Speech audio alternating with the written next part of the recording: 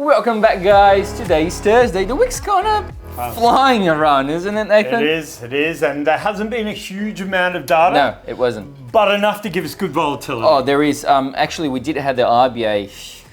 Let me tell you something.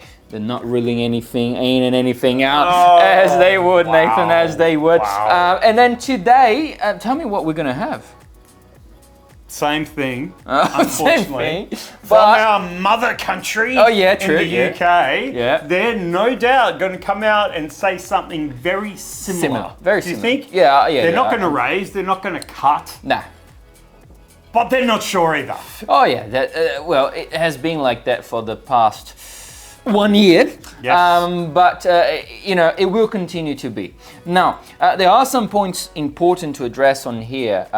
We will actually have, of course, as Nathan was saying, the Bank of England coming in and deciding what they will do with the rates. They have to decide something that they already know what they will do. That is nothing. But there's something more important than that.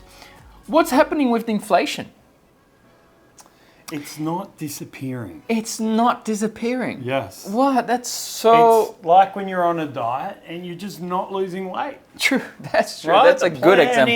Yeah, the whole all these great things. Yes, the Excel, the Word documents that you have to always study, and it just doesn't work in your favor. Feels like, right? I'm going to the gym more. Yes. I'm eating different foods, but I still look fat, right? Like that's and where you're paying double the prices on food because now you have to, right? That's exactly what is happening out there. You're paying double everything, right? Yep. So, guys, just remember, inflation is not coming down in UK. Well, they say that it's coming down. Of course they say, because they have to. And first of all, remember what I've always say. Inflation on UK was all-time high on 12% last year. True. Now, it's close to 4. That's a good drop, isn't it? But still very far. Still very far. It's a good drop, but it's nowhere near target. Exactly. Now is the other point. So, when we get from 12% to 4%, let me tell you, it's easy. You know why it's easy? Because the inflation is inflated. Therefore, whatever rate hike you do, whatever little bit you do of strength, the inflation will come down. It was overextended. It was overextended. But now the real work that they have to show, bring the inflation from 4 or 5% down to 2%.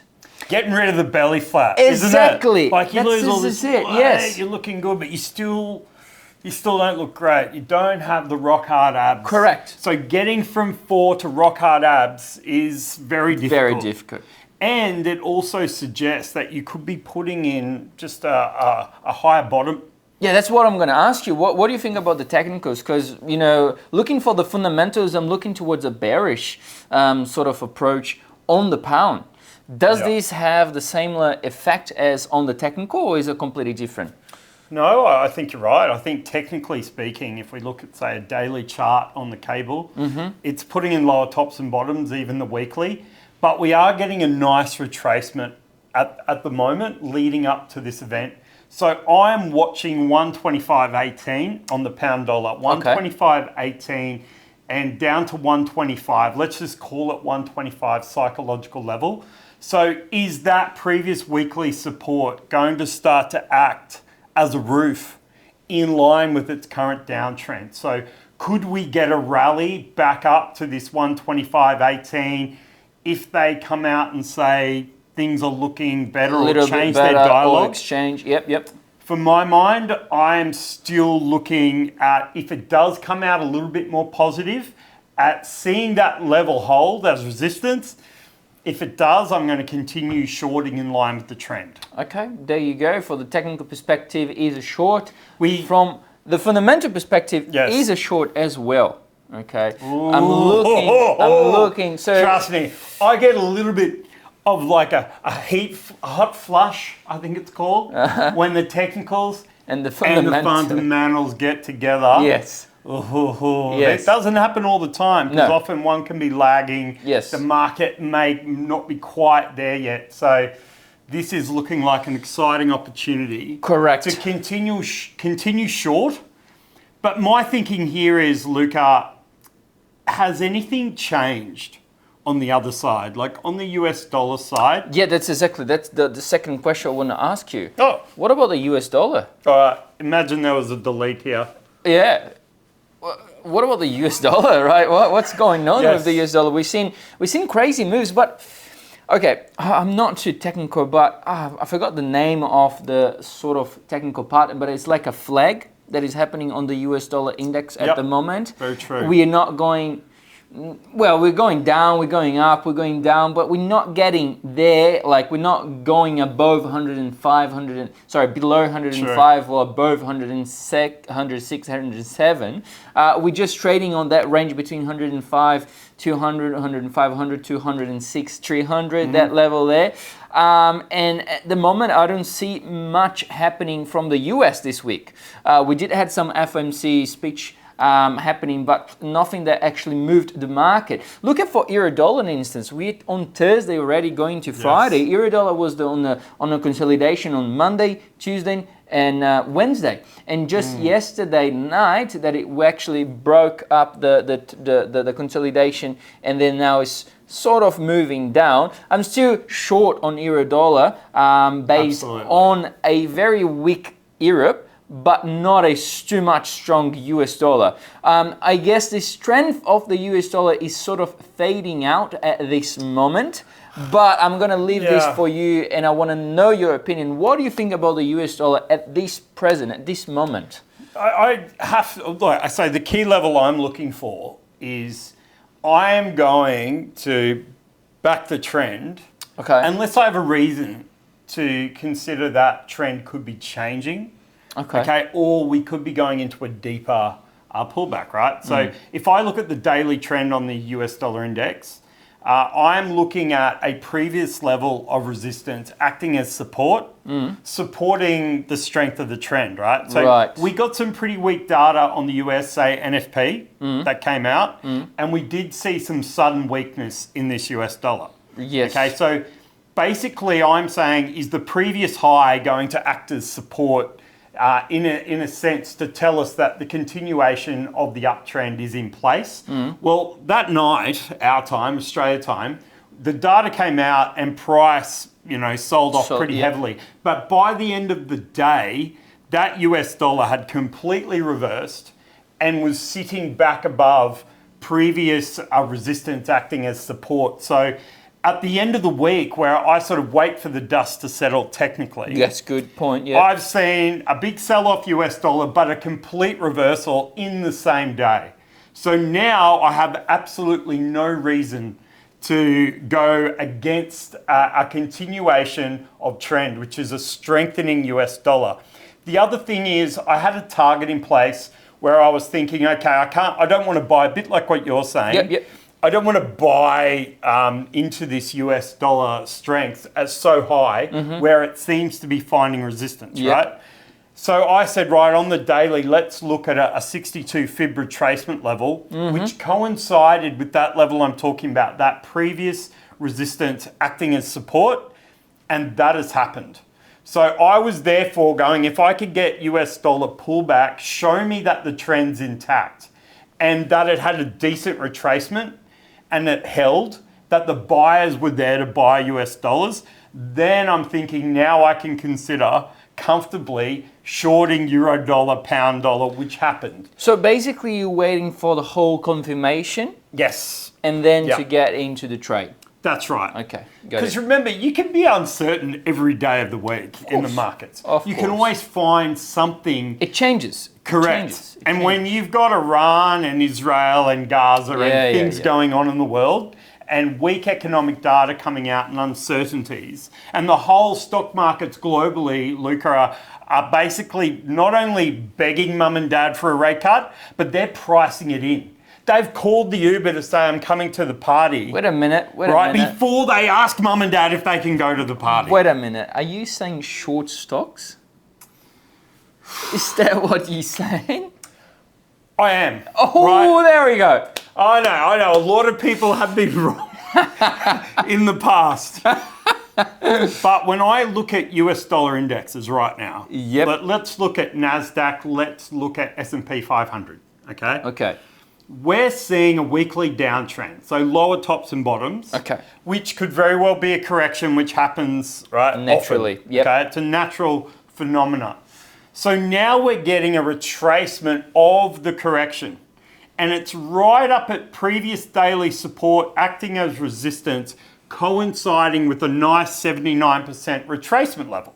Right. Now, if we are going to see further weakness in stocks, in my mind, from a technical perspective, this is the spot that I'm Okay, looking the to sweet sell. spot, yep. Last 3 days, that's acted as resistance. We haven't seen a reversal yet, but I'm kind of saying this is the spot that I would like to see price at. What I'm also seeing is economic uncertainty and weak data, such as NFP, okay, and what the FOMC statement is coming out, and regular data, economic data on the US isn't as strong as it was, okay? So, and the other thing I'm looking for, because if the market in stocks is strong, because they're factoring in rate cuts, okay, which could be great for NASDAQ, and it could be positive for S&P 500, right? They're looking for a rate cut. Bond yields are still far too high. So where would you put your money? Would you risk going to all-time highs, right, after a correction? Or would you say maybe some of that money I'll just flow into a high-yielding bond as an option? Yep. Which may starve stocks a little bit. So my view is here, based on the fundamental, the state of the US economy and globally, okay? Are we going to see a further correction in stocks? And if we are, this is the spot that I want to be a seller.